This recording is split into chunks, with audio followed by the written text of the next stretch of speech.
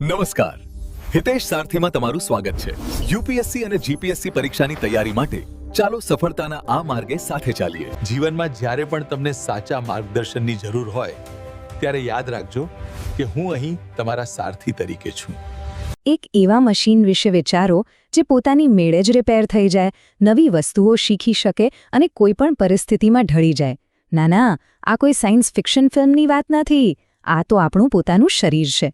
તો ચાલો આજે આપણે આ અદ્ભુત મશીનની અંદર એક જોરદાર સફર કરીએ। તો આપણી આ સફરમાં આપણે શું શું જોવાના છીએ? સૌથી પહેલાં આપણે શરીરની ફૂડ ફેક્ટરીમાં જઈશું, પછી જોશું કે એ ઊર્જા કેવી રીતે બનાવે છે। ત્યારબાદ એના ટ્રાન્સપોર્ટ સિસ્ટમ, કમાન્ડ સેન્ટર, એનું આખું સ્ટ્રક્ચર અને એના કેમિકલ મેસેજિંગ સિસ્ટમ પર પણ એક નજર નાખીશું। બહુ મજા આવશે। ચાલો શરૂ કરીએ। તો આપણો પહેલો સ્ટોપ છે શરીરની પોતાની ફૂડ પ્રોસેસિંગ ફેક્ટરી, એટલે કે પાચનતંત્ર। આ એ જ જગ્યા છે જ્યાં આપણે જે કંઈ પણ ખાઈએ છીએ એ આપણા શરીર માટે ફ્યુલ એટલે કે બળતણમાં ફેરવાય છે। એક વાત કહું, તમે જે ખોરાકનો એક કોળિયો મોંમાં મૂકો છો ને, એ લગભગ 9 મીટર લાંબી એટલે કે લગભગ 30 ફૂટ લાંબી એક અદ્ભુત સફર પર નીકળે છે। વિચાર તો કરો, આ સફર મોંથી શરૂ થાય છે અને પછી જઠર અને આંતરડાના વાંકાચૂકા રસ્તાઓ પરથી પસાર થતાં થતાં એનું ધીમે ધીમે પાચન થતું જાય છે। અને હા, આ સફરમાં ખોરાક એકલો નથી હોતો, એની મદદ માટે આખી ટીમ કામે લાગે છે। જઠર એસિડ વડે એને ઓગાળવાનું શરૂ કરે છે, યકૃત પિત્ત બનાવીને ચરબીને તોડવામાં મદદ કરે છે અને સ્વાદુપિંડ તો ખાસ પ્રકારના એન્ઝાઇમ્સ મોકલે છે જે ખોરાકને બિલકુલ નાના નાના પોષક તત્વોમાં ફેરવી નાખે છે, જેથી આપણું શરીર એને સરળતાથી શોષી શકે। ચાલો, તો ખોરાકમાંથી બળતણ તો મળી ગયું, પણ કોઈ પણ એન્જિનને ચલાવવા માટે ઓક્સિજનની જરૂર પડે, ખરું ને? આપણા શરીર માટે આ ઓક્સિજન પૂરો પાડવાનું કામ કરે છે શ્વસન તંત્ર। ચાલો જોઈએ કે આ કેવી રીતે થાય છે। આપણા ફેફસાની અંદર લાખો નાના નાના ફુગ્ગા જેવી રચનાઓ હોય છે, જેને વાયુકોષ કહેવાય છે। બસ એમ સમજો કે આ નાના નાના બલૂન છે। આપણે શ્વાસ લઈએ ત્યારે આ બલૂન ઓક્સિજનથી ફૂલી જાય છે અને એ ઓક્સિજન સીધો લોહીમાં મોકલી દે છે અને એના બદલામાં લોહીમાંથી કાર્બન ડાયોક્સાઇડ જેવો કચરો પાછો લઈ લે છે। આપણા કોષો ઊર્જા બનાવવા માટે મુખ્યત્વે 2 રસ્તાઓ વાપરે છે। સામાન્ય રીતે તો ઓક્સિજનની મદદથી, જેમાંથી ભરપૂર ઊર્જા મળે છે।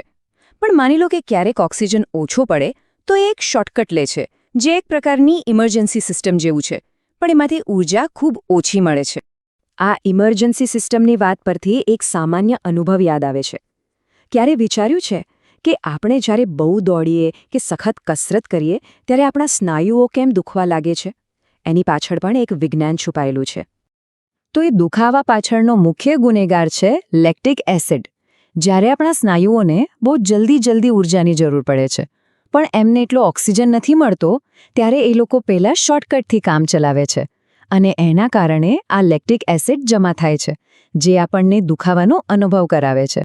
સરસ, તો હવે આપણી પાસે બળતણ છે અને એને બાળવા માટે ઓક્સિજન પણ છે, પણ આ બધું શરીરના ખૂણે ખૂણા સુધી પહોંચાડશે કોણ? એના માટે છે આપણી બોડીનું સુપરફાસ્ટ કુરિયર નેટવર્ક, પરિવહન તંત્ર, જે ખરેખર જીવનની નદી જેવું છે। અને આ આખા નેટવર્કનું પાવર હાઉસ છે આપણું હૃદય। આ એક એવો જબરદસ્ત પંપ છે જે 1 મિનિટ પણ આરામ નથી કરતો અને દર મિનિટે સરેરાશ 72 વખત ધબકીને આખા શરીરમાં લોહી પહોંચાડે છે। આ અદ્ભુત પંપમાં 4 અલગ અલગ ખાના છે, જેના કારણે ઓક્સિજનવાળું શુદ્ધ લોહી અને ઓક્સિજન વગરનું અશુદ્ધ લોહી ક્યારેય ભેગું નથી થતું। અને આ જે લોહી આખા શરીરમાં ફરે છે ને, તે આપણા કુલ વજનનો લગભગ 7% જેટલો ભાગ હોય છે। તમને ખબર જ હશે કે બધાનું લોહી સરખું નથી હોતું, એના અલગ અલગ ગ્રુપ હોય છે। અહીં તમે જોઈ શકો છો કે કયું ગ્રુપ કોને લોહી આપી શકે છે। જેમ કે O ગ્રુપવાળા કોઈને પણ લોહી આપી શકે છે, એટલે જ એમને યુનિવર્સલ ડોનર કહેવાય છે। પણ આટલી બધી સિસ્ટમ્સ એક સાથે કામ કરે છે? પાચન, શ્વસન, પરિવહન, આ બધાને કંટ્રોલ કોણ કરે છે? કોણ છે આ બધાનું બોસ? તો જવાબ છે ચેતાતંત્ર, આપણા શરીરનું હાઈટેક કમાન્ડ સેન્ટર। આ આખું કમાન્ડ સેન્ટર કરોડો અબજો ચેતાકોષોથી બનેલું છે.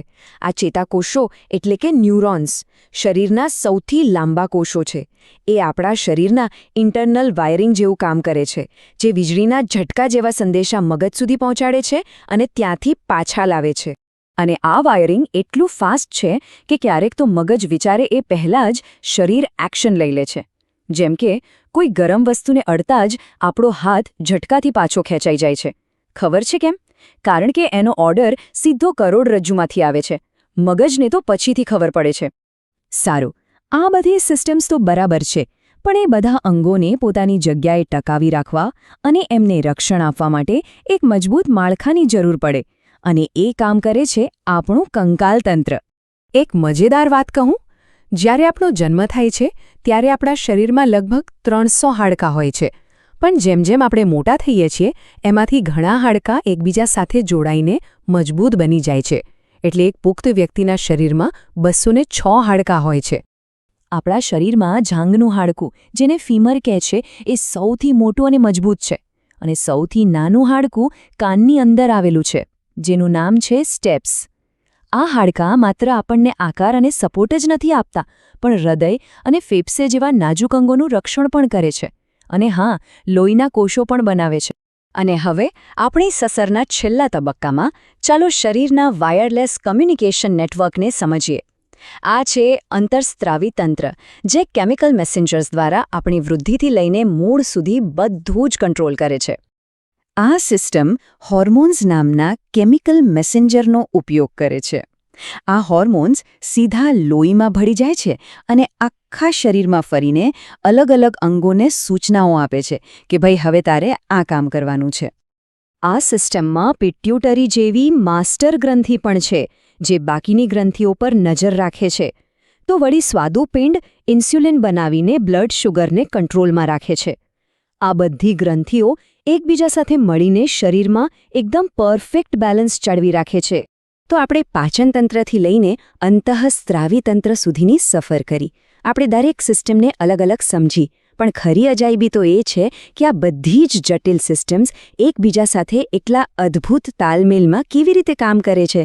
આ એક એવો સવાલ છે જે આપણને માનવ શરીરની રચના વિશે વધુને વધુ વિચારવા પર મજબૂર કરી દે છે. જોવા બદલ આભાર.